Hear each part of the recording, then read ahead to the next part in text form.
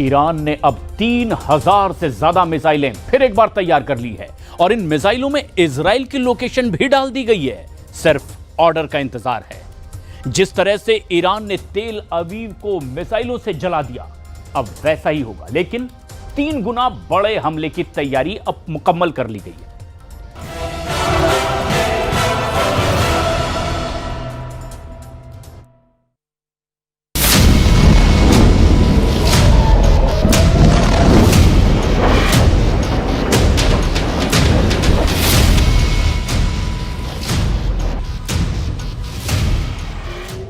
तेल अवीव ऐसे दहल रहा है जैसे आज तक नहीं दहला।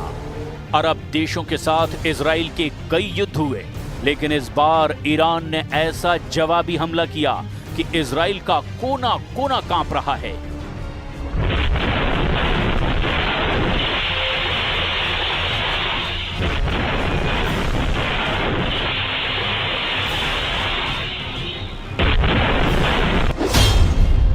पहले 13 जून को इजराइल ने ईरान पर अटैक किया। 20 मिलिट्री कमांडर और टॉप साइंटिस्ट इसमें मारे। 100 से ज्यादा लोगों की मौत हुई, 300 से ज्यादा घायल हुए। फिर ईरान ने इसका जवाब दिया। तेल अवीव में 1-2 नहीं, 10-20 नहीं, 100 से ज्यादा मिसाइल दाग दी और ये हमला कई स्टेज में किया गया। 13 जून की रात तेल अवीव का आसमान थर्रा रहा था, जमीन फटने को तैयार थी। 13 जून को इजराइल के अंदर बहुत ज्यादा खौफ था, खौफ ऐसा जिसका एहसास ये वीडियो करा रहा है।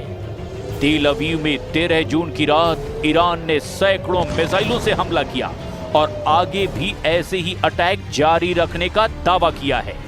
ईरान ने कहां कहां टारगेट किया, इजराइल को कहां कहां हिट किया, उसकी लिस्ट देखकर बेन्यामिन नेतन्याहू और उनके कमांडरों के होश उड़े हुए हैं। ईरान का सबसे बड़ा टारगेट बना इजराइल का रक्षा मंत्रालय, जो तेल अवीव में बीचों बीच आबादी वाले इलाके में है। यहीं पर ईरान के खिलाफ ऑपरेशन राइजिंग लॉयन का प्लान तैयार हुआ था और फिर नेतन्याहू ने उस पर मुहर लगाई। आप देखिए कैसे ईरान की ये मिसाइल इजराइल के रक्षा मंत्रालय पर टूट पड़ी है।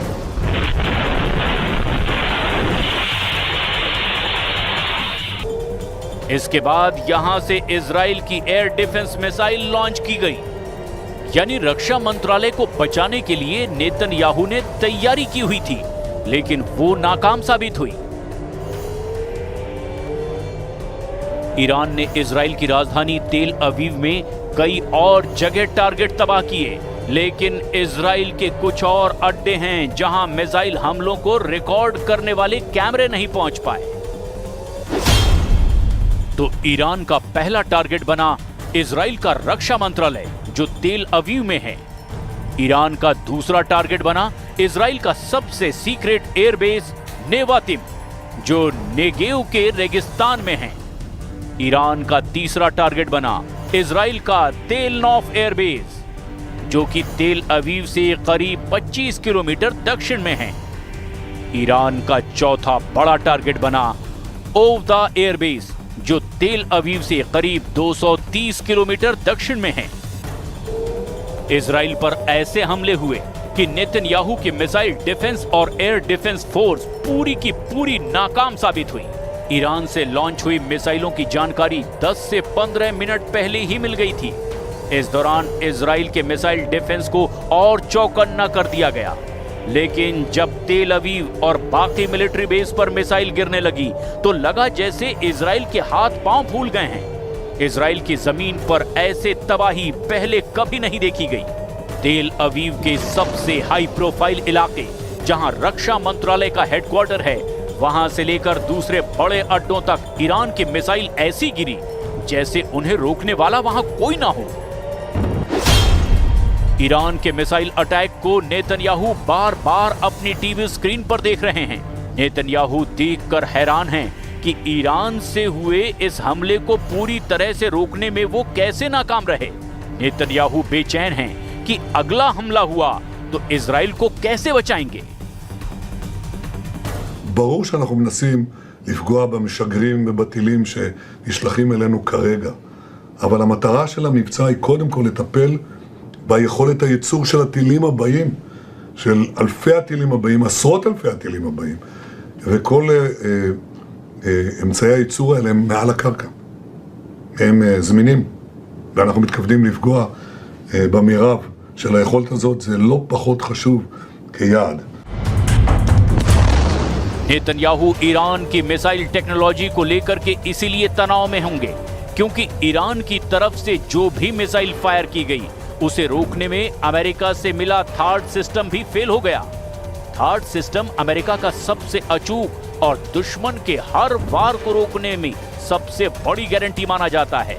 अमेरिका ने यह सिस्टम दुनिया के उन कोनों में तैनात कर दिया जहां उसे सबसे ज्यादा खतरा नजर आता है, लेकिन जब ईरान से मिसाइल दागी गई तब third missile defence system fail हो गया। थर्ड इजराइल को नहीं बचा पाया, जबकि ऐसे दो सिस्टम इजराइल के पास हैं। इजराइल का अपना एरो मिसाइल डिफेंस सिस्टम भी फेल हो गया। ये इजराइल का बनाया गया अपना सिस्टम है। इजराइल का David sling air defence system भी नाकाम हो गया। इसने भी नेतन्याहू को मायूस कर दिया और इजराइल का मिस्टर भरोसेमंद आयरन डोम भी नाक रगड़ता हुआ नजर आया। ईरान के हमले के आगे इजराइल का वर्ल्ड फेमस मिसाइल डिफेंस पूरी तरह से फेल हो गया, क्योंकि ईरान की मिसाइलें तेल अवीव पर ऐसे गिरी कि धमाका व्हाइट हाउस में भी सुनाई दिया। अब डर है कि अगर ईरान ने और ऐसी सैकड़ों मिसाइलें फिर से एक साथ फायर की तो आखिर क्या होगा, क्योंकि फिर इजराइल का बचना मुश्किल होगा। उसका ईरान के खिलाफ ऑपरेशन राइजिंग लॉयन घुटने के बल बैठने पर मजबूर हो जाएगा। ईरान बार बार बता रहा है कि उसकी मिसाइल पावर को हल्के में ना लिया जाए, क्योंकि वो अपने कमांडरों और वैज्ञानिकों की मौत का बदला इजराइल से जरूर लेगा। इसमें कोई गुंजाइश नहीं रखी जाएगी। इंशाअल्लाह با قدرت عمل خواهد شد و با اونها مماشاتی نخواهیم کرد. زندگی برای اونها تلخ خواهد شد بدون تردید. فکر نکنند که زدند و تمام شد. نه. کار رو اونها شروع کردند و جنگ به راه انداختند. तेल अवीव की सड़कों पर पड़ा मलबा बता रहा है कि जब मिसाइल गिरी होंगी तो तबाही कितनी ज्यादा हुई होगी। सड़कों का ऐसा हाल तब भी नहीं हुआ जब यहां कभी तूफान आया है, लेकिन ईरान से आई मिसाइल की पहली आंधी ने अब नेतन्याहू को सोचने पर मजबूर कर दिया कि आगे कैसे बचा जाए, क्योंकि ईरान ने ऑपरेशन ट्रू प्रॉमिस का अगला संस्करण बार बार रिलीज करने का दावा किया। नेतन्याहू और उनका वॉर कैबिनेट इसी खौफ को लेकर बहुत ज्यादा बेबस नजर आ रहे हैं। इजराइल में रेशॉन लेजियान शहर का हाल देखिए। ईरान की मिसाइल यहां ऐसी गिरी कि तस्वीरों में यह गाजा जैसा नजर आ रहा है। ये जगह तेल अवीव से करीब 19 किलोमीटर दक्षिण में है और यहां हुए हमले ने इजराइल को पूरी तरह से झकझोर कर रख दिया।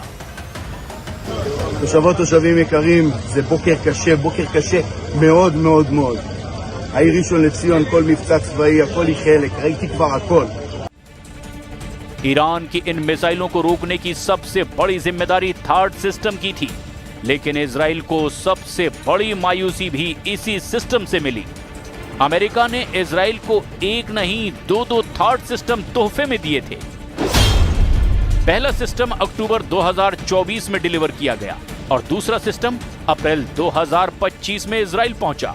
अब ईरान का हमला देखकर लगता है कि थर्ड मिसाइल डिफेंस सिस्टम की गारंटी सिर्फ 50-50 वाली ही बची है, जबकि बेंजामिन नेतन्याहू को ईरान के हमले से बचाने के लिए बाइडेन और डोनाल्ड ट्रंप ने अपनी सबसे बड़ी मिसाइल प्रूफ जैकेट इजराइल को पहनाई थी, लेकिन वो तो 13 जून की रात को बुरी तरह से नाकाम साबित हुई।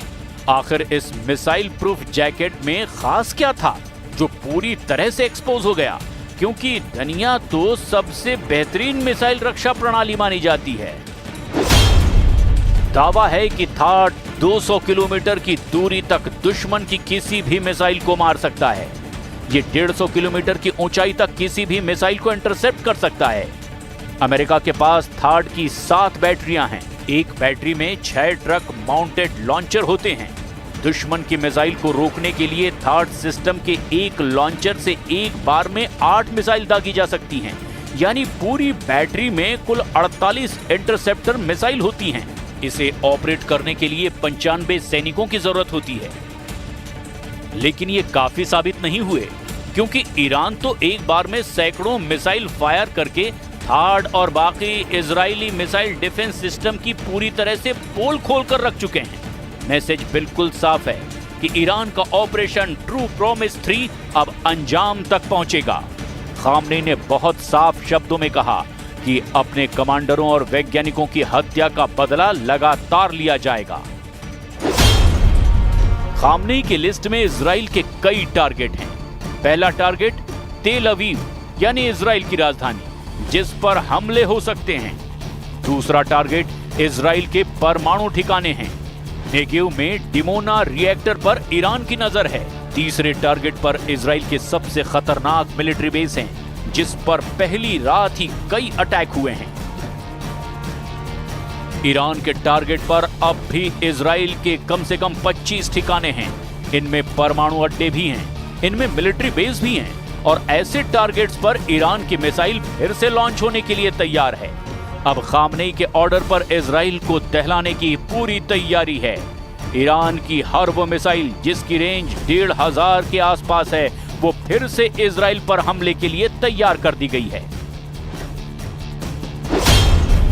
ईरान की मिसाइल खुर्रम शहर, रेंज 2000 किलोमीटर से ज्यादा। ईरान की फत्ता हाइपरसोनिक मिसाइल, रेंज करीब 1500 किलोमीटर। ईरान की Shahab 3 ballistic missile, range 2000 kilometre. Iran की Sejjil ballistic missile, range 2000 kilometre. ऐसी ही ईरान के पास 8 तरह की मिसाइल हैं जो इजराइल के एक-एक इंच को कवर करती हैं। इससे पहले ईरान अपनी अंडरग्राउंड मिसाइल सिटी दिखा चुका है, जहां 10, 20, 100 नहीं हजारों मिसाइलें हमेशा फायर करने के लिए तैयार रखी गई हैं। इन मिसाइलों में ईरान की इमाद मिसाइल भी है, सेजिल मिसाइल है, खैबर शिकन, हज कासिम जैसी भी बहुत ही खतरनाक मिसाइल शामिल हैं। ऐसी कई मिसाइल हैं जो ईरान इजराइल पर पहले भी फायर कर चुका है। इस बार भी ईरान के ऑपरेशन ट्रू प्रॉमिस में बैलिस्टिक मिसाइलों की बारिश की जा रही है। इजराइल ने अपनी पहली स्ट्राइक में ही ईरान के कई परमाणु अड्डों को टारगेट पर लिया, और दूसरे हमले में भी उसका फोकस ईरान के परमाणु कार्यक्रम को मिट्टी में मिलाना है। और यही वजह है कि अब ईरान के टारगेट पर भी इजराइल के परमाणु अड्डे हैं, और वहां पर ईरान की मिसाइलों के गिरने का मतलब है कि दुनिया का ये हिस्सा परमाणु युद्ध की तरफ बढ़ जाएगा, क्योंकि इजराइल के पास करीब 100 एटम बम हैं। इसका दावा कई अंतर्राष्ट्रीय रिपोर्ट्स में किया गया है। ईरान के परमाणु ठिकानों पर सबसे बड़ा टारगेट नेगेव इजराइल का न्यूक्लियर रिसर्च सेंटर डिमोना है। एलाबून, जहां इजराइल के छोटे परमाणु बम रखे जाने का दावा किया जाता है। कफार, ज़ेखारिया और तीरोश, जहां पर इजराइल का परमाणु बम का बड़ा गोदाम बताया जा रहा है। नहान सोरेक, जहां इजराइल की परमाणु लैब है, जहां परमाणु बम डिजाइनिंग का दावा किया जाता है। यादेफात और राफाएल, यहां पर परमाणु बम के हिस्सों को जोड़ने की फैसिलिटी होने का भी दावा किया जाता है। इस बार ईरान के मिलिट्री लीडरशिप को खत्म किया गया। ईरान का मैसेज बिल्कुल साफ है, उसका बदला बहुत खतरनाक तरीके से लिया जाएगा, और ये बात अब अमेरिका तक भी पहुंच चुकी है, और ईरान ऐसा चाहता भी है।